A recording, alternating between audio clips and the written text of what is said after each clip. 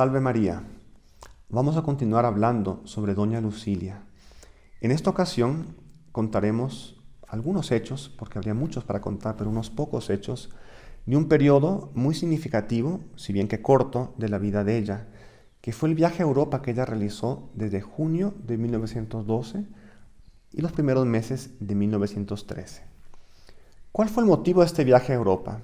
El motivo fue que ella tuvo una dolorosa enfermedad. Le diagnosticaron a doña Lucilia piedras en la vesícula. La única solución era operarla, pues los dolores cada vez eran más frecuentes, sumamente intensos, y no era tan fácil extraer la vesícula como es en nuestros días. Entonces, la única solución en ese entonces, en ese momento, era viajar a Alemania. Había un doctor, el doctor Beer, que estaba ya haciendo extracciones de vesícula, había comenzado hace poco tiempo, y pues decidieron hacer el viaje para operarse con él.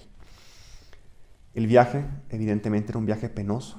En esa época, pues primero tenía que ser un trayecto muy doloroso por tierra hasta llegar al puerto, y después varias semanas de barco. Doña Lucilia, al darse cuenta de cuánto sufriría en ese viaje que iba a realizar, ella se encomendó al Sagrado Corazón de Jesús. Ella le pidió al Corazón de Jesús que le dé fortaleza, que le dé virtud para poder cargar con ese sufrimiento. De hecho, durante el viaje, ella dio muestras de paciencia, de bondad inimaginables.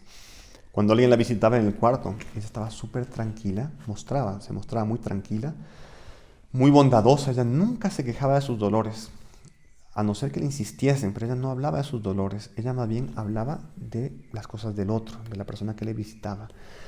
Inclusive con sus hijos, una bondad y una paciencia que nunca se agotó. Siempre paciente, siempre tranquila, siempre serena.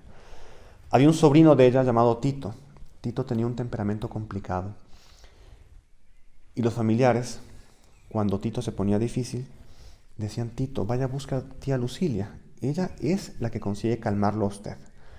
Y de hecho Tito siempre hacía caso a ese consejo y buscaba a su tía Lucilia. Entonces un día se comenzó a escuchar en el barco el comentario de que doña Lucilia iría a morir, que pronto iba a morir doña Lucilia.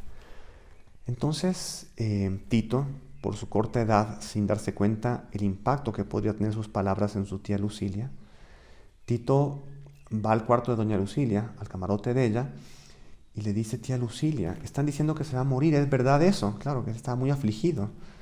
Y doña Lucilia, ella con muchísima calma, ella le dice: tranquilízate, hijo mío, no me voy a morir. Con mucha tranquilidad, con mucha confianza, ella responde eso, y Tito quedó totalmente tranquilo. Y así sucedía durante todo el viaje, ante los reveses, ante las dificultades, ante las tormentas, como hacen los justos, en medio de quizá las peores borrascas de su vida, siendo probados.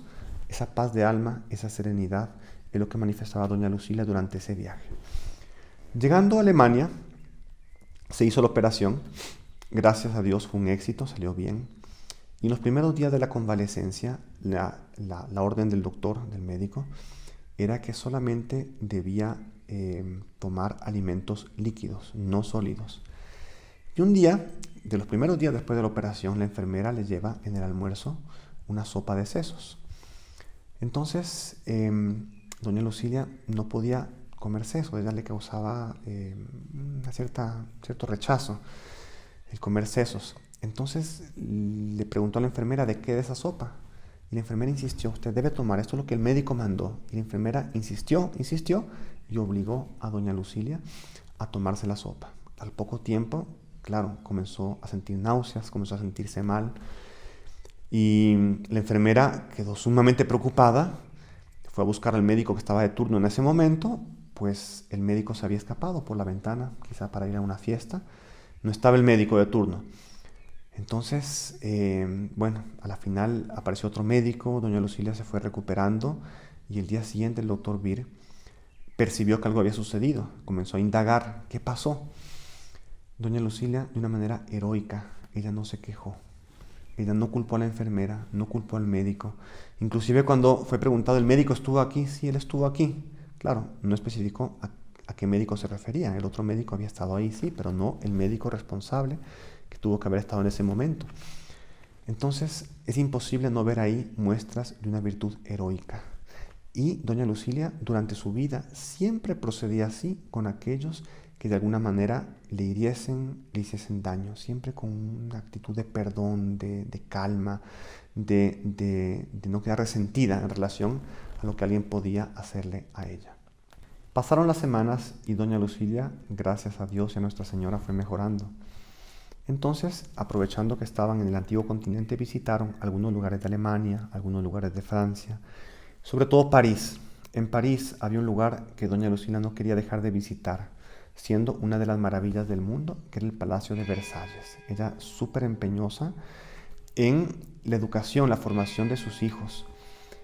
En Versalles, ella misma contaba más adelante cuánto su hijo Plinio, que contaba apenas con 4 años de edad, él quedó encantadísimo con el Palacio de Versalles y todos los aspectos, los detalles del palacio. Por ejemplo, mientras iban conociendo, en un momento le dice: mamá, ¿cuánto cuesta este palacio? ¿Cuánto hay que pagar por él? Porque yo quiero vivir aquí. Y doña Lucila le explica: hijo mío, hay ciertas cosas en el mundo que cuestan tanto, que tienen tanto valor, que nadie las puede comprar. Entonces Plinio toma de su bolsillo una moneda de oro que le había regalado su tío Gabriel y le dice: mamá, yo tengo esta moneda, quiero comprar este palacio, quiero vivir aquí.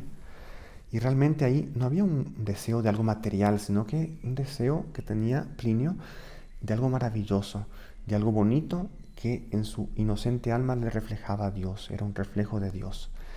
Más adelante, en la propia visita a Versalles, entran a aquel salón donde están los carruajes que usaban los reyes de Francia.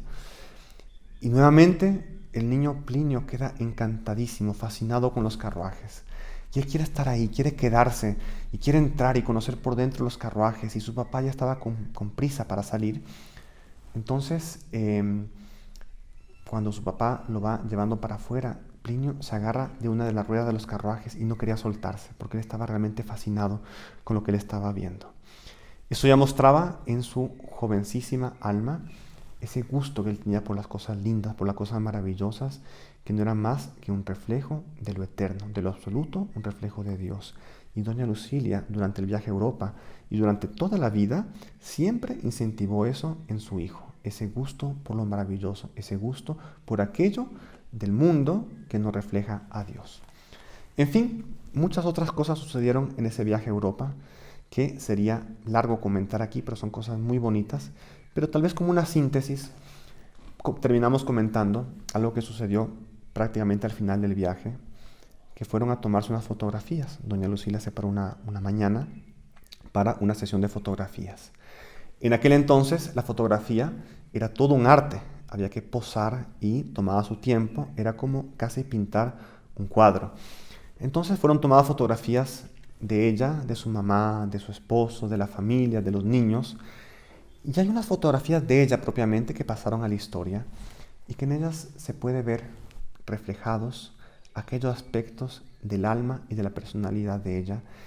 Y yo quisiera dejar aquí paso a la propia pluma de Monseñor Joan en el libro que él escribe sobre doña Lucilia y que él describe esta foto que pasó a la historia de ella sentada en un banco en París. Entonces dice así: lo delicado de su actitud denota distinción, categoría y sensibilidad de alma. El gesto de la mano con el abanico trasluce nobleza. La posición de la otra mano sobre la que apoya la cabeza sugiere elevación de espíritu y el hábito de meditar que tanto le caracterizaban. Las cejas espesas, bastante oscuras y definidas, expresan la precisión y la fuerza de su personalidad.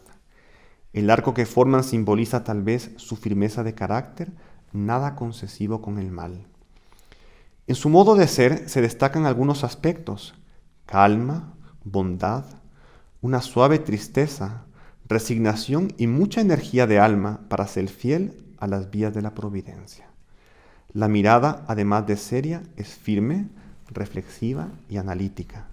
Con frecuencia analizaba a las almas bajo el prisma de la obligación de ser buenas unas con las otras.